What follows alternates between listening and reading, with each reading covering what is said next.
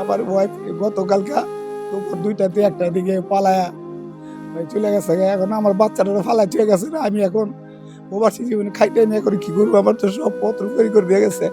মানে আমার তো করে চলার পথ নাই। আমি যেহেতু 20 বছর বিদেশ করতেছি, আমার সব সব আমার মাটি করে দিছে। এখন আমি যে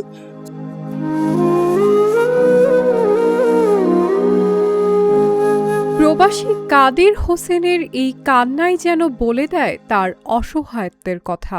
স্ত্রী সন্তানের উজ্জ্বল ভবিষ্যৎ করার স্বপ্নে বুক বেঁধে ইউরোপের হাড় কাঁপানো শীতে দিনরাত পরিশ্রম করে যাচ্ছিলেন ইটালি প্রবাসী কেরানীগঞ্জের এই যুবক।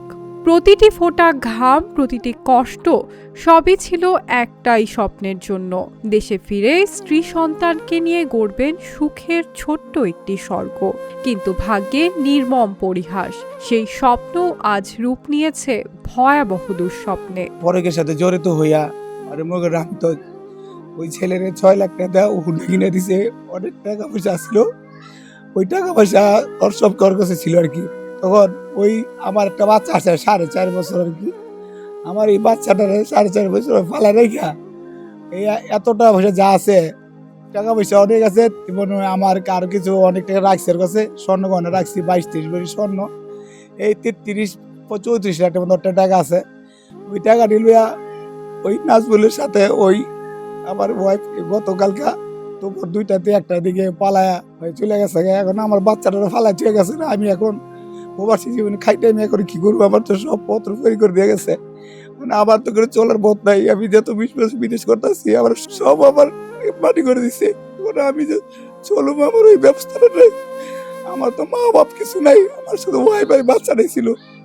আমার ওই কিছু চলার মতো ব্যবস্থা নেই, সব নিয়ে গেছে। আমি এখন আমি এটা বলতে পারতেছি না কেমন করুম। বিদেশি জীবন আমি সব লাইফ শেষ করে দিয়েছি। আমি ঠিক মতো কথা বলতে পারতেছি না। আমি ঠিক মতো কথা বলতে পারছি কি বলুন, ভাষা নেই। আমার টাকা পয়সা যত স্বর্ণ গয়না আছে সব নিয়ে গেছে, কিচ্ছু নেই এখন। আমি একবারে অভিযোগ উঠেছে প্রবাসী জীবনের কষ্ট অর্জিত সঞ্চয়, স্বর্ণালংকার এবং বছরের পর বছর গড়ে ওঠা বিশ্বাস সবকিছু ভেঙে চুরমার করে দিয়ে হঠাৎই নিখোঁজ হয়েছেন তার স্ত্রী রোজিনা আক্তার তিশা।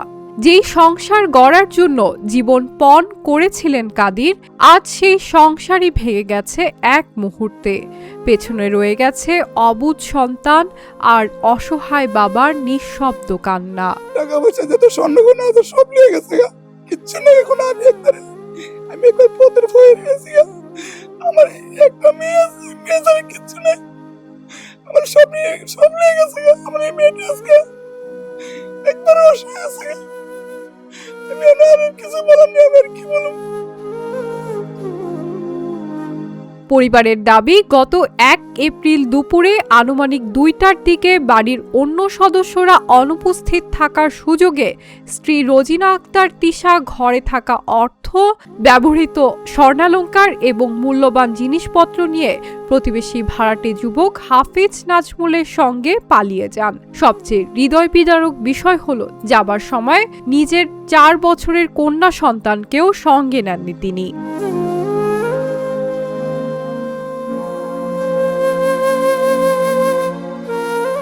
জানা যায় 2014 সালে পারিবারিকভাবে কেরানীগঞ্জের আটিবাজার হিজলা গ্রামের শফিউদ্দিনের মেয়ে রোজিনার সঙ্গে কাদিরের বিয়ে হয়। বাবা মা না থাকায় কাদির দীর্ঘজীবন প্রবাসে থাকায় সংসারের সব আর্থিক দায়িত্ব এবং সঞ্চয় স্ত্রীর কাছেই দিয়েছিলেন। পরিবারের আরও অভিযোগ, দীর্ঘদিন ধরে দাম্পত্য কলহ চলছিল। আমার বাসুরের তো কেউই নেই বর্তমানে, তার স্ত্রী আর সন্তান ছাড়া। তার যা কিছু আছে সবকিছু তো তারপর স্ত্রীর কাছেই দিছে। তো আমরা সবসময় বাসায় আমি থাকি আর আমার জালে থাকে যে ভাবি। তো উনি সবসময় আমার সাথে কথাবার্তা সব এমনি, বাসায় সব ঠিক আছিল, কিন্তু বাসার বাহিরে তার যাতায়াতটা বেশি ছিল। তো কিছু এলে বাজারে যাইতো, হ্যাঁ বিভিন্ন ধরনের তার নানান ধরনের কাহিনী বাহানা, সে বাসা থেকে বাইরেই তো। কিন্তু আমরা জানতাম না যে এই ছেলের সাথে গেছে, ওর নাম নাজমুল। ও আমাদের বাসায় ভাড়া থাকতো, ওর মায়ে আমাদের বাসায় কাজ করতো, ওর বাবা এমনি ভ্যান গাড়ি চালাইতো, কিছু সবজি টবজি বিক্রি করতো হালকা পাতলাই। কিন্তু ওরা তত ভালো না। কিন্তু আমার জালে আমার বাসুরের টাকা খরচ করে ওই ছেলের বিভিন্ন ধরনের মোটরসাইকেল, মোবাইল টোবাইল, বিভিন্ন ধরনের জিনিস দিয়ে কিনাকাটা দিছে আর কি। কিন্তু আবার পরে ভবিষ্যতে আমার বাসুর এই কাহিনী আমরা জানার পরে আমার বাসুরে জানাইছি, তো উনি আসার আগেই ওই দিন রাত্রেই ছেলেরা নাজমুল ওর বাপ মায়েরা সবাই এই জায়গা থেকে পলায় গেছে। স্থানীয় কয়েকজন প্রবাসীও ঘটনাটি নিয়ে বিস্ময় প্রকাশ করেছেন। তাদের ভাষ্য, বাইরে থেকে পরিবারটি সুখী ও সচ্ছল ছিল, হঠাৎ এমন ঘটনায় এলাকায় চাঞ্চল্যের সৃষ্টি হয়েছে। সংসার অভাব দেয়নি গা, ছেলে মেয়েরা সুখ শান্ত থাকতেছে। এই যে কেক বানাইতো না, কেকের দাঁতে ছেঁড়াগুলো আড্ডা করতো হাউজিনে হুনতে বলে খেতেছে বেটিরা, না এই মহিলা তো রাখো দুনিয়ার ছেঁড়াগুলো আড্ডা করে, তলে তলে এই কাম কইরা আমরা জানিও না বাবা। পরে শুনি কি এই মতো কাহিনী হয়ে গেছে, বদলি ছেড়ার লগে বাপে বদলিছে, ওর মা হেনে বাসা বাড়ি কাম করছে, হ্যাঁ বাড়ি কাদের গোবর ঘরে মুখে। ছেলে খুব ভালো, ছেলে কোনো মত্তারি খায় না, কোনো নিশা পানি করে না, কোনো কিচ্ছু করে না। ওর মা নাই বাপ নাই, সুন্দর সংসার করতেছে, টাকা পয়সা পাঠাইতেছে, খাইতেছে, পিনতেছে। মেয়ে যে এটা করবো, এই কাজটা করবো, কোনোদিন আমরা ভাবিনি। মাসে 50,000 টাকা বলে পাঠাইছে, যাইব এর আগের দিন 2 লাখ টাকা পাঠাইছে। এটা কাম করছে, মাসে 10,000 টাকা বেতনে থাকতেছে না, খাইতেছে না। এটা কোন এই এত টাকা পয়সা লইয়া কি লিগা তুই যাবি? এত একটা সিগারেট খায় আমার বাসুর নাই, কোনো কিছুর অভাব নাই কে, হ্যাঁ কোনো কিছুর অভাব নাই কে, বাপ নাই মা নাই কিচ্ছু নাই কে, হ্যাঁ আমি কি লিগা যাইব? আমার বাসুর লাখ লাখ টাকা খরচ করছে আর পিছনে, একটা বাচ্চা কাচ্চা লেগে হেরা করছে বিদেশ, আর হলে বয়স হয়ে গেছে আগে বেশি, হেরা কি লিগে যাইব? হেরা মনে করেন না সাইরা দিব, হের আগের দিন হেরা 2 লাখ টাকা পাঠাইছে, আর মনে হয় 20-25 বড়ি হার স্বর্ণ আছে।